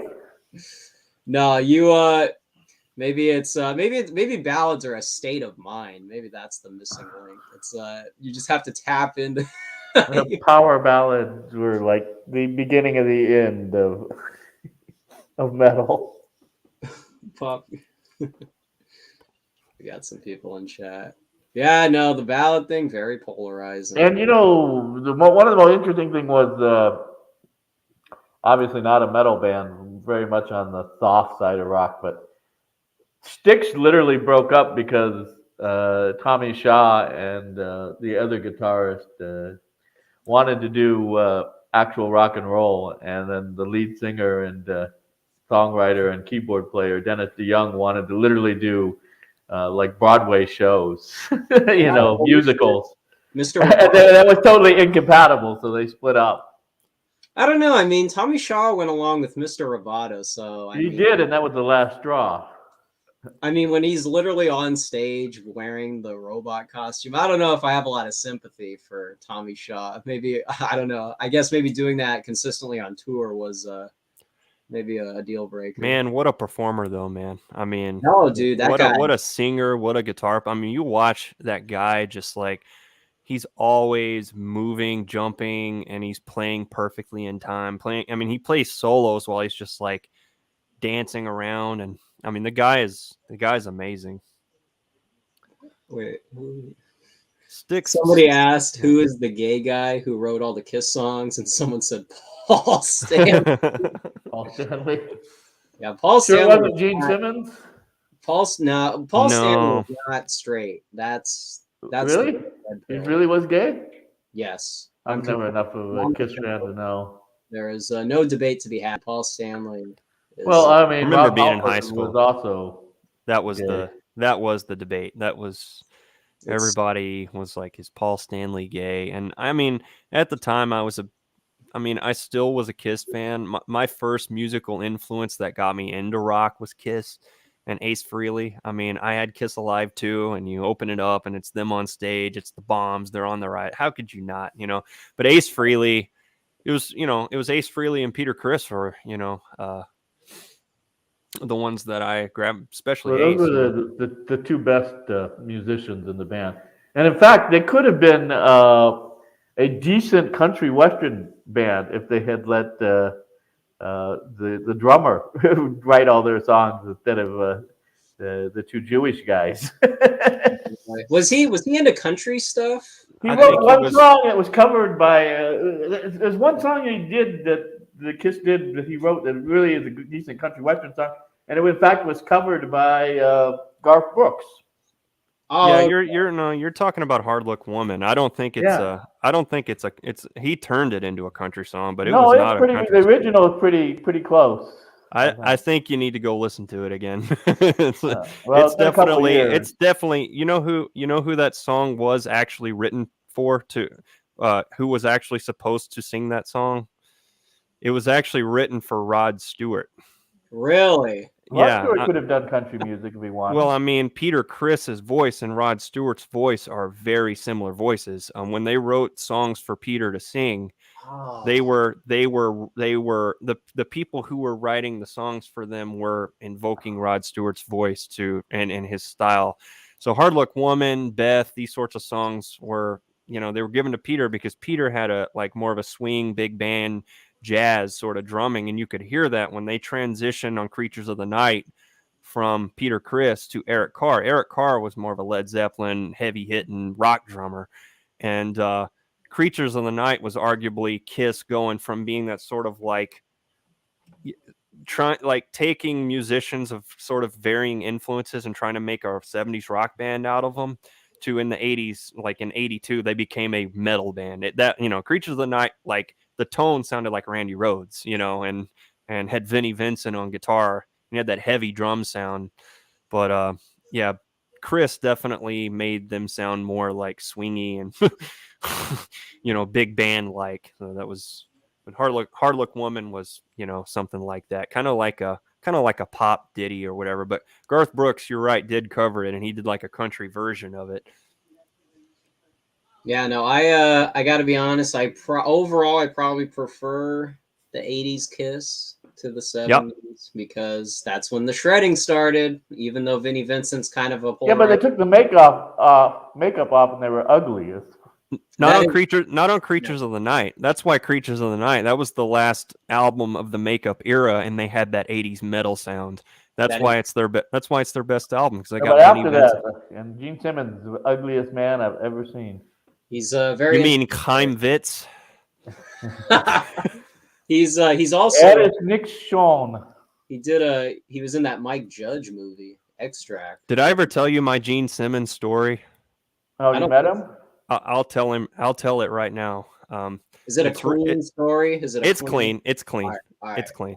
So I used to work at a hotel in downtown Nashville, the Lowe's Vanderbilt Hotel, and that hotel has a relationship with the biggest celebrities in the world. And I don't like to name drop, but I worked for the valet department, and I also would do like bellhop runs when I needed to. So I would take we're talking like some of the biggest celebrities you've ever met have, I've never took them to the rooms. I'm a nobody. Or you've ever known. Sorry. I'm horrible telling stories. So one day I come off lunch, there's this Escalade that pulls up. I look in the passenger seat. It's this long-haired guy with sunglasses. I instantly know it's Gene Simmons. He's in town on one of his Vault Experience tours. And so everybody's like, okay, just we're going to open the door for him and everything. And they're like, hey, you want to do his bell run or whatever and get his bags? And so he goes in, he turns left and goes towards the bar area. And I walked up to him. I said, sir, would you like me to take your bags to your room for you? And he looks at me and he goes, put the bag down right here. And I put it down, and I just didn't know what to say. And he has his sunglasses on, so I can't see his facial expression. He reaches in his jacket and grabs a $20 bill, and he goes, you and I are done. And he holds it out and hands it to me. I just didn't know what to say. So I just turned around and walked off and just handed him his bags. But after that, I told everybody what happened, and everybody just gave me shit for that for the longest time. Yeah, no, I probably would have reacted pretty much the same. I would have taken the 20. Oh no, I took the 20. Oh, okay. Well, you didn't give away free money there. Oh, that's amazing. Reese Witherspoon gave me $50, by the way. So really? Right. Oh, wow. Yeah. Wow. Yeah, Emma Watson wouldn't even make eye contact with me. I opened the door and she like hopped out, and like her boyfriend was like, she's like literally 3 foot tall. She's tiny. She hops out. She looks around. She won't make eye contact with anybody. Her boyfriend walks around the car, hooks arms with her, and they just dart towards the elevator. That was my only experience with her. Very telling. Very telling. Litmus test. What we got here? Got no comparable stories. I think only famous people. Let me see. Tony the Tiger Lopez used to come to where I served coffee. Tony the Tiger? He was a big middleweight boxer back in the 70s in Northern California. Oh, maybe the 80s. This was like right before I left to go to London. let me see. Let me see what we got. I'll tell you one that I got to meet that was really pleasant. Are you aware of the guitar player Guthrie Govan? Nope. No. He's kind of which he himself is not a younger guy. I would say he's in his 40s or 50s by this point, but his success, he just recently in the past 10 years or so became well known. Anyway, he was Hans Zimmer's guitar player, his touring guitar player, and he's like a virtuoso. He has an endorsement deal with Charvel Guitars. In the guitar virtuoso community, he's very well known. Like he's an amazing virtuoso. I got to meet him because Hans Zimmer stopped by and we unloaded their buses and all their musicians were there. And I just walked up and there he was. And I got to meet him. I was like, hey, man, you're one of my more modern guitar heroes or whatever. And I was like, I play Charvel guitars too, man. Nice. Pretty cool. Nice. Pretty cool to meet a lot of those people, you know? Yeah, dude. No, dude, that's something to tell. So, okay. So who are Sybil, but not so long name. He's a bit of an old head. We got had dinner with Edward Said once. Yo, let's go. What did you got? Sorry. I had dinner with Edward Said once. Does that count as a celebrity? We can qualify that here. Let's see. What else? Oh, he just got here. Yeah, no problem. Simple, not so long name. Yeah, we're rambling. We're rambling on. You know how it goes. Nice casual Sunday stream. Let's see. I'm still going to argue that classic metal is tied to the 80s. It's tied to that last bit of the Cold War. And that's why the Scorpions sucked so bad as soon as the wall came down. There you go. Maybe there's a connection. Some say the Scorpions are a CIA band, so. More likely, whatever the Bayard intelligence is. I can't remember their acronym. Yo, Elon, thank you for stopping by. Thank you. All right. Well, we can wind down if that's all right with you guys. No problem. That was more than enough content than I was expecting. So, really, really satisfied with. I tried to channel my best Thomas. Just kind of taking the floor. No, I tried sucking all of the oxygen out of the. So, yeah, no, I tried to as well. I'm gonna try to drink some Sunny D in honor of him. So I need to take a grocery store trip. Well, does Sunny D actually have any juice in it, or is it just like water, sugar, and food coloring? I was asking someone this morning. I don't know. The verdict is still out. Someone was here. Hold on. We can pull that up. Someone on Twitter was taking Thomas to task over that topic. This is pretty important stuff. I think someone even posted the nutrition facts, which is very necessary on twitter.com. We really need to what is it? Cross our T's, dot our I's, whatever that expression is. Yeah, let me confirm this. All right. Chat, gonna have to rally the troops here, okay? Because I'm not an expert on eating healthy by any means. Glasses are falling off. All right. I don't know what this gibberish is. Why is metal these days so emasculated? That's literally my whole bag. Like what the problem I'm trying to address. I don't know. I think Sunny D is probably not going to give you too much trouble. So I'm gonna water and corn syrup with 2% of juice. All right. I do need some advice, so I appreciate that. It's sugar water is what it is, basically. There we go. All right. We're gonna wrap up. I want to give you guys one final chance to shill your content because I know you guys got it. So I'll give you guys the floor here. Whoa, wait a second. I don't know what happened. Oh yeah, I just saw there. What is? What the? Okay. Alrighty. Okay, so I entered twice. What the? It's pretty surreal. Am I still on the stream? Yeah, you're Yeah, here. you're You're here. twice. All good. Okay, well, it was telling me I was out. It says, okay, you're entering the thing, and then it added me twice, so that's strange. Yeah, no problem. Anyway, I'm sorry. I'll mute myself. You guys can go ahead. Yeah, go for it, Otto. All right. Well, I've got the new book coming out called "The Years of Great Silence." It's the history of ethnic Germans in the Soviet Union, although it starts in the Tsarist era, and it focuses mainly on their deportation and use as forced laborers from 1941 to 1955. And it'll be out Ibidem Press 22nd of March. And so one thing that I just found out today, it looks like for the U.S. we're going to be cut off of Russian archives. So my book may be like one of the last ones published in English, relying upon lots of stuff that was garnered in Moscow. Oh, gotcha. All right.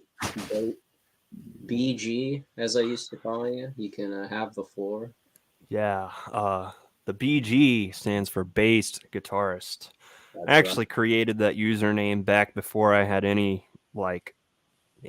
dream or intention of becoming like a streamer or going public with anything other than just like, making my own music. But that is happening, by the way. There are originals in the works. It's taken a little longer than I originally wanted to. I had some stuff almost finished, and I learned some things where, like, I'm still sort of a noob when it comes to recording, so I want to make sure that I get things the way I want them. I wasn't really satisfied with the finished product, but before White Boy Summer Part 2 happens, hopefully late spring. No, definitely late spring, because I'm going to hold my own feet to the fire. There's going to be original music by me, and it's going to be under the name White Stallions. That was the name that I came up with. Yes, it's a spoof name because I guess my genre is kind of spoofy in a way, but I liked it, and yeah, you can find me on YouTube, Bass Guitarist. Actually, would you mind if I shamelessly share my my links? Or yeah. How do you do that exactly? I can just pop it in chat if you want to. I mean, Awesome. or you can do it. Go for it, by all means. Oh, thank you. Appreciate that. That's about it. Awesome. Well, I will be reviewing that when it comes out. Anxiously waiting for the content. I cannot wait to hear it. Got a little sample, but I think it's going to be really something. Might even challenge a lot of the 2022 metal releases. So I'll be staying tuned in for that. Is it in?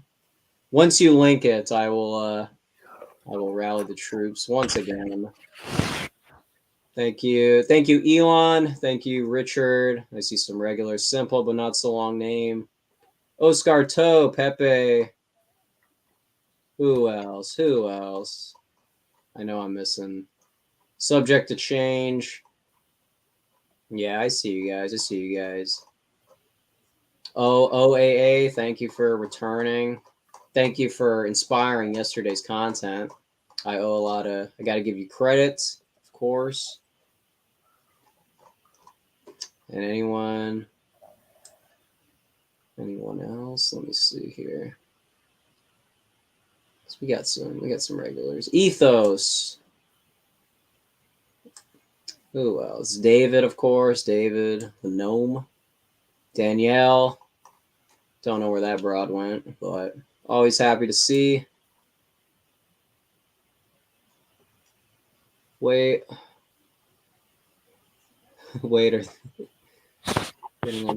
Yeah, I know, Oscar. That's, I don't know what would compel somebody to counter signal Thomas and his Sunny D take on Twitter. It's a bit of a repetitive exercise, you could say.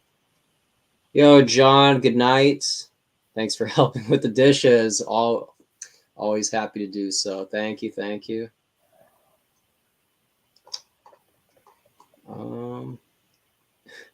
Ace rocking the Razor Fist impression. That wasn't really the intention. But I guess that could be interpreted as a compliment. Thank you.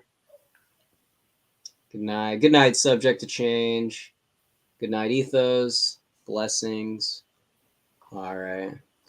Do you got your links in there, bass guitarist? I might be missing it. Yeah, dude. I posted them a while back. It's cool, bro. Oh, okay. Awesome. Well, thank you guys for joining me. It was a pleasure. And thank you, everyone in chat, for tuning in. All right. And Good night, man. Thanks. I'll see you later. Good night, guys. Good night, everyone.